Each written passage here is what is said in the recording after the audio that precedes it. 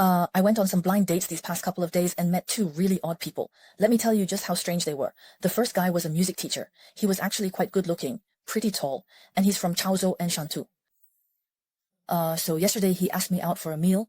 The conversation went pretty well, but after we got back, there wasn't much communication. Hardly any chatting on WeChat. Then early this morning, he sent me a message saying, "After a sleepless night of thinking about it, I feel like we're not suitable for each other because I can't accept your profession." He said, "Your industry is too messy." When I saw that, I got really angry. I thought, isn't it possible that there are also people in the teaching profession who behave badly? Aren't there a lot of cases in society now where professors harass female students? I said. Why do you insist on looking at people in this industry with such prejudice? Besides, working as a flight attendant in civil aviation isn't like stealing or anything. It's an honest way to earn a living, and I get paid fairly for my own hard work. My job is completely legitimate. There's absolutely nothing shameful about it. I just found it really strange. He kept trying to explain himself for a long time, but I didn't want to talk anymore, so I just deleted him. Besides, we'd only met once and had a meal together. It's not like I was planning to get involved with him or anything. He wasn't even someone I'd consider, and I wasn't interested in him at all. He was really overthinking things. Honestly, I think he's just incredibly self-important. And then he told me that he doesn't like people from the Northeast, especially not guys from the Northeast. He said that when Northeast guys get drunk, they say all sorts of nonsense, and he thinks they're not worthy of being his friends. As for girls from the Northeast, he said they're way too open. They're really forward, and he would joke around with his buddies about Northeast girls saying, "Oh, they're really, you know what I mean."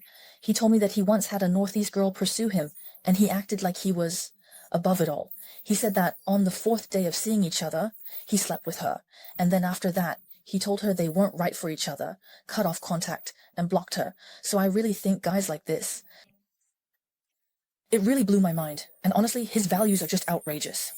The second guy is from Hong Kong. Yesterday, he asked me out saying, "Let's have a meal together, let's meet up." I said, "Sure." He said he'd come pick me up at my building, so I replied, "Oh, thank you, that's very kind of you." I thought he was coming by car. Usually, when someone says they'll pick you up, it means they're driving, right? So I didn't think much of it. Today, I dressed up a bit and wore 7-centimeter high heels. When I met him, he was over by the parking lot, so I assumed he was going to take me to his car. Then he led me through the parking lot and over to the bus stop. I asked him, "Didn't you drive here?" He said, "No." He told me we were going to take the bus to Mong Kok. Since I live in Tuen Mun, going to Mong Kok is pretty far. I told him, "I'm wearing high heels, so it's definitely inconvenient for me. With 7-centimeter heels, I can't walk for too long or I'll get really tired." I said, "You should have told me earlier, otherwise I could have worn flat shoes." But since I'd already said all that, as a gentleman, shouldn't he have said, "It's okay, I'll call a taxi," or maybe ordered a ride on his phone like a carpool or a ride-hailing service? But he didn't do any of that. So I said, "Then I'll go upstairs and change my shoes." I walked from the entrance of the community back to my building, then went upstairs again to change my shoes. At that moment I thought, maybe I should just forget it, so I didn't meet up with him again. I told him, "I'm not feeling very well, let's just call it off today," and let him go home. So, speaking from experience, here's my advice to all my sisters. If you're not yet over 32, there's absolutely no need for you to go. Looking for blind dates offline, or using a matchmaker, or going on some online dating platforms to find a partner, you can totally meet reliable people through your work or in your everyday life. And if you're over 32, there's no need to be especially anxious about it either, because honestly, there are just too many weird guys out there, really. And my biggest advice to all my sisters is to always maintain your self-respect and never rush into a physical relationship with any man. If you do that, it will only lower your own value, or make you come across as having low standards, and it will also make a lot of men look down on you. So women must have self-respect, self-love, and be strong and independent. Only then can you meet better men. I met a bizarre guy during a blind date over the New Year. I was really infuriated by this guy. My client told me that she went on a blind date during the New Year, and the man actually asked to have his name added to the house that the woman is still paying off with a mortgage. He said, "This is how it happened. After we met, we got to know each other's situations. The man said he has a 58 square meter school district apartment in Nanning, and then asked where my house is. I told him I have a more than 100 square meter 4-bedroom apartment with a mortgage in Yongning District, Nanning, and I still owe over 600,000 yuan on it. My parents even helped me put together the down payment a few years ago." Then the man started making arrangements. He said his apartment doesn't have a mortgage, but since mine isn't paid off yet, if we get married in the future, he'd have to help me pay off the loan. Then he said after marriage, we'd live in his small apartment, and my larger apartment would be given to his parents to live in. He also said his name should be added to the deed of my apartment. I tried to hold back my anger and asked, "Then where would my parents stay if they come over?" He said all of that could be discussed. But before marriage, his own small apartment would need to be notarized as his premarital property, since it was bought with his parents' lifelong savings and it wasn't easy for them to provide it. After marriage, we would need to be very filial to his parents. As for my parents, he said, when they come to visit, they should just stay in a hotel, since they never stay for more than a few days anyway. After hearing all this, I was honestly so angry I had to laugh. I could hear his calculations from 1,000 miles away. I told my client directly, if you have a mortgaged property, you can't add his name to it. If you insist on being with him, you might as well just sell your house, so he won't have to worry about paying off the mortgage. That way he won't be scheming and I won't have to play mediator here. Ladies, never let love cloud your judgment. Protect your house and your money. If you meet someone like this, it's best to stay far away. Actually, there's something I really want to say right now. It's not that we women can't get married these days. It's that a lot of you men just aren't normal.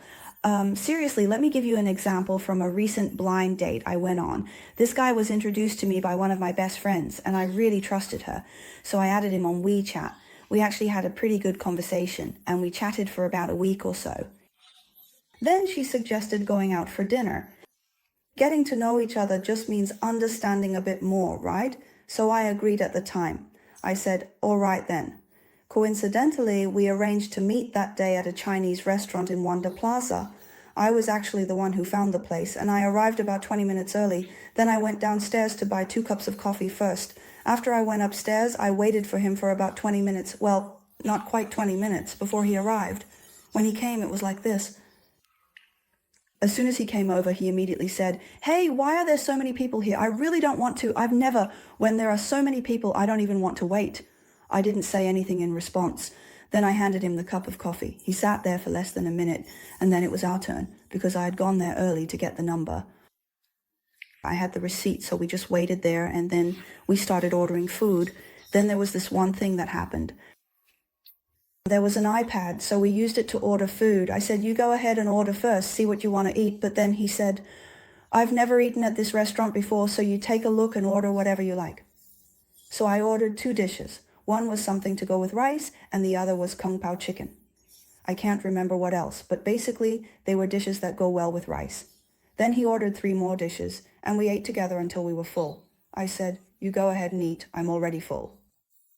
Then he said, why did you eat so little? I replied, this is how much I usually eat. I'm full. You go ahead and eat. After that, he actually finished off all the remaining dishes. When he was done eating, he said,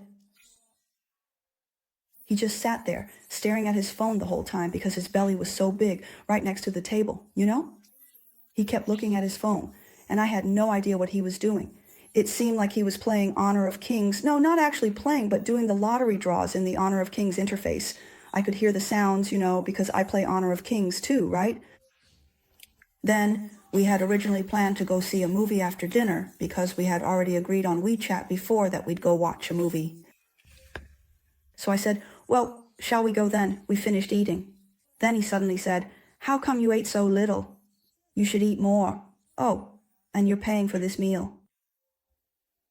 I was just stunned at that moment, I'm telling you. I really enjoyed not saying a single word at that moment, honestly. But at the time, I really wanted to say, you were the one who asked me out to eat.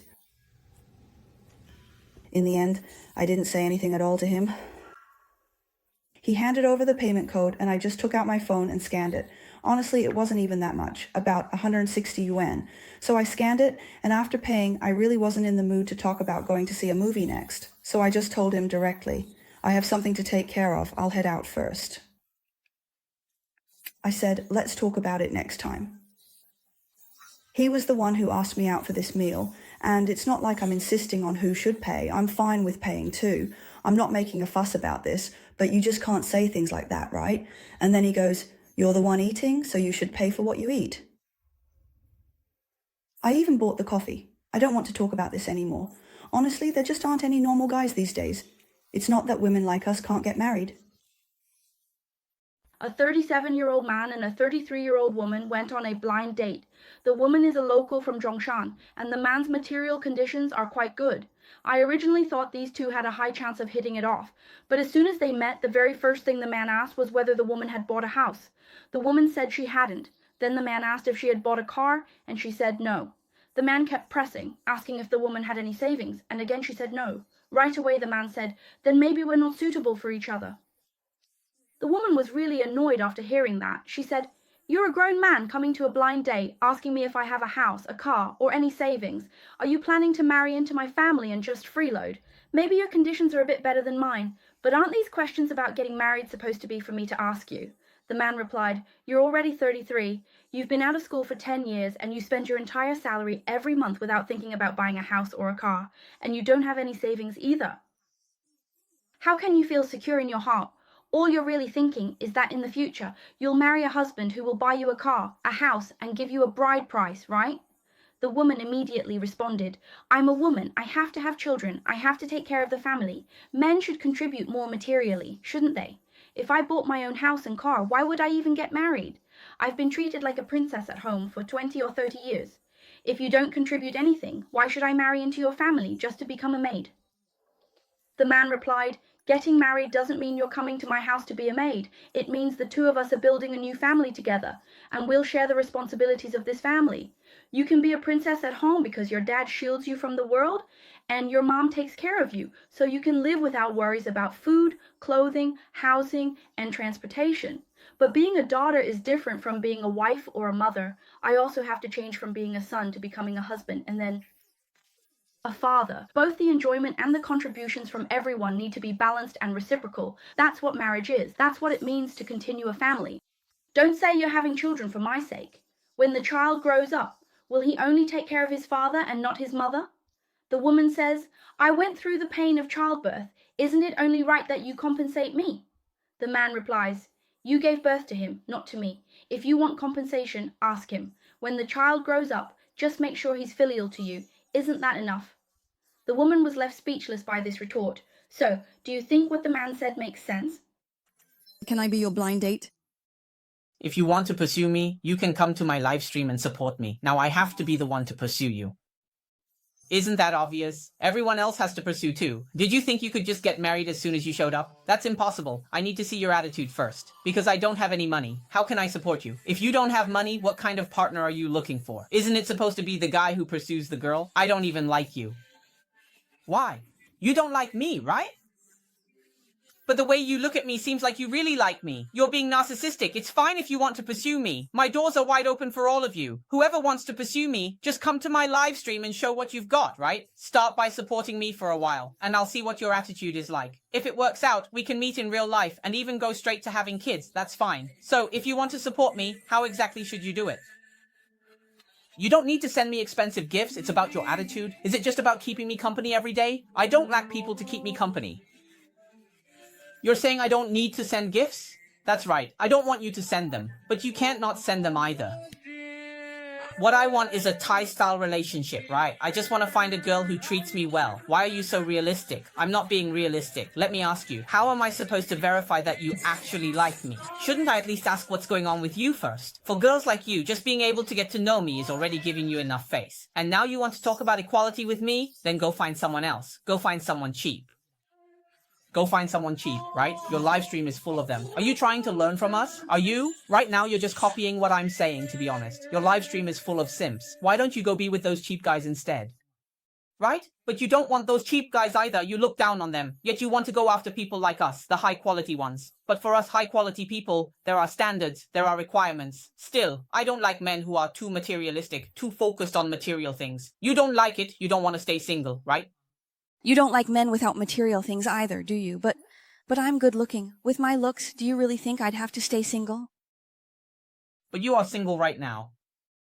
This isn't just being single. This is called being selective rather than settling. So you can choose to be selective, but what about the others who are single by choice, right? That's what you call a noble single. So you can be selective, but I can't. If I can't find someone who treats me well, I'll be selective too. I don't even know if you like me or not. You can't just say someone treats you well just because they give you gifts. I'm telling you, I don't want your gifts. I don't need you to spend money. All I want is your attitude. You act like you don't understand what I mean by attitude. If you have the right attitude, then show it to me.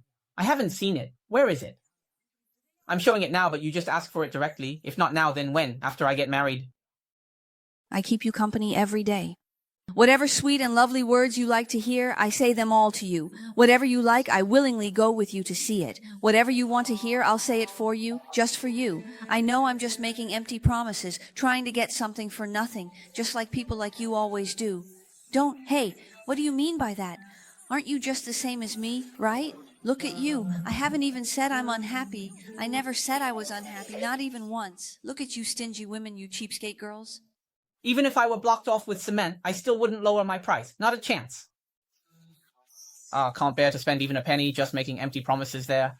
You think you can just be with me like that? Impossible. Us guys have every reason to be valued, let me tell you. So what kind of attitude do you expect from me? If we were to get married, how much bride price would you be willing to offer? You want a bride price? Of course. If you all can ask for it, why can't I? And what about the car and house? Aren't you supposed to buy those? Why should I be the one to buy them? If you want to pursue me, you expect me to pay? Right? And you don't even get a haircut. So you mean to say you don't even have a car or a house?